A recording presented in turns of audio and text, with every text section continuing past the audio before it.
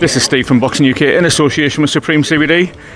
Johnny Nelson, first of all, congratulations on the award, mate. Thank you. I really appreciate that. I think to me, I'm proud of it because it lets people know who Brendan was, what he did for us, and I'm passing on what Brendan did for me and others around me. I'll never be Brendan, but as far as I'm concerned, it helps prolong Brendan's memory because people will think, where's Johnny come from? You know, I'm made in England, so good. Well done, Johnny. We're here, Manchester. First of all, I have to say it's boiling hot in here, Johnny, and you're dressed like you're going to the Antarctic. What's with that? You know what? Christmas presents. The kids said, "Dad, don't lose it," and I don't want to take it off, so it's staying on my back. But I'm hot right now. Social media's, as you might have expected after that press conference, has gone ablaze. I don't think Sky have apologised as much in half an hour for a few years. Can I ask what you made of it?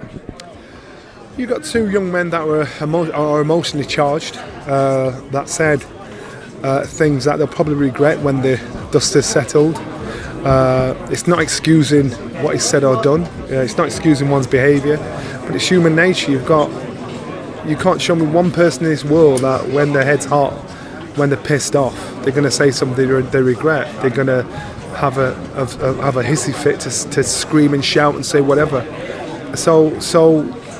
And they've been obsessing about each other for the last 12 weeks. You know, they've got under each other's skin. What do you expect if you're trying to wind somebody up and get under their skin? And so they went to a place where everybody on the outside were uncomfortable with. But those guys there, you know, they're getting in the ring Saturday night. You know, they're in a situation where they can lose their life. So it ain't no game. So how they're feeling and what they're saying is true emotion. You know, we can all sit in the ringside and say, "Oh God, you shouldn't have," but they're showing true emotion. I'm quite sure after the dust has settled, they'll apologise. You know, and I said it before. I suppose with maturity, you know, how would I have dealt with it? If I was Chris, I'd have said, "What if I was gay? What if I am gay? What's the problem?" You know, it's not confirming or denying it, but it's actually turning it back around to say, "Well, you're trying to weaponise your questioning." That's what I'd have said. But Chris is young, and remember, he's trying to make weight. You know, he's in a position where he's tunnel vision. So reasoning and common sense doesn't kick in there. For Liam, if you're going to poke a lion, you know, you're going to expect to try and bite back. So when Chris said what he said back to Liam, you know, of course, you know, you had two heated, charged fighters that said stuff that you just thought, "Oh, are we going there?" But we are not in their position. We are not emotionally, physically, mentally in their position, and so therefore we can all talk from a calm place. They aren't, but I'm quite sure you'll get an apology. You'll get you'll get an apology afterwards. But let's just not be too PC trigger happy.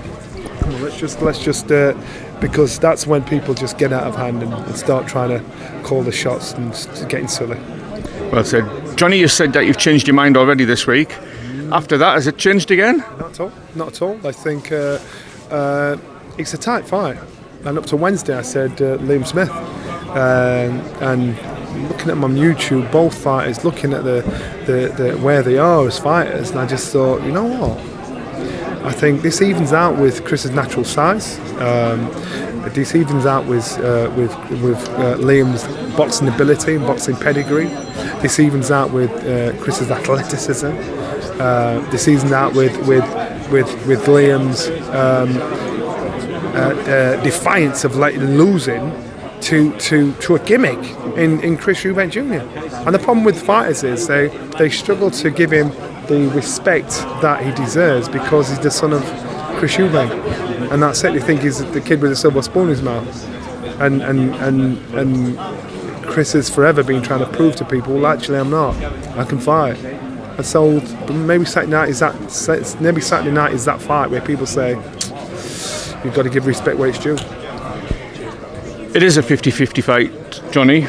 The only people that have given us a decision one way or the other was Roy Jones Jr.'s back to his man, and Joe Gallagher's back Liam Smith, but obviously there's history there. Are you going to be the first neutral to put your... You know what I'm like. I'll just say what I see. And who wins in, Johnny? It doesn't go down too well. I'm going Chris Eubank, tight on points. You know, it doesn't. Listen, and I like both fights. Again, people get it in your head.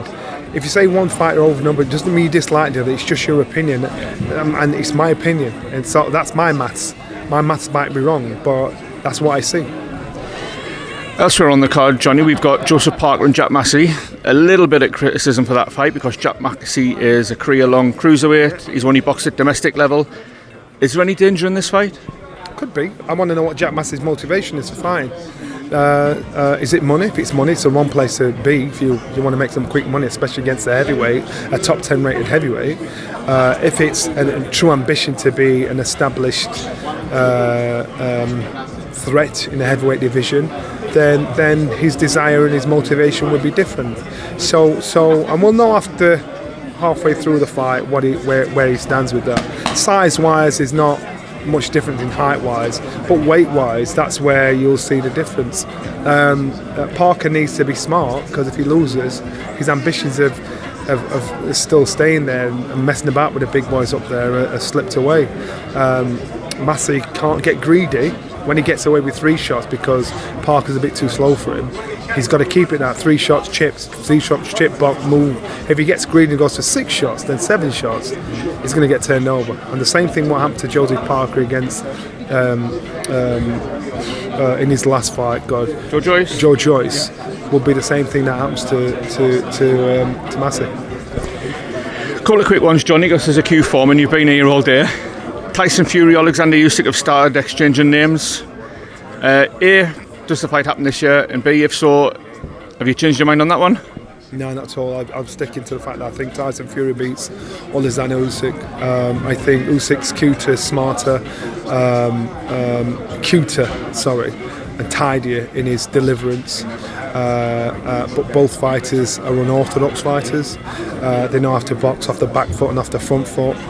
The difference is Tyson Fury is tried and tested, has a natural size and self-belief, and so therefore I think Tyson Fury beats Alexander Usyk because a good big and will beat a good little.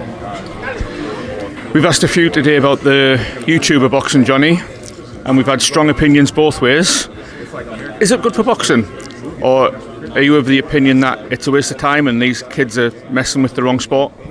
It's good for boxing. You go to those shows and the shows are packed from 7 o'clock. You come Saturday night, well, not this Saturday night because it's a pay-per-view event and it's a brilliant card.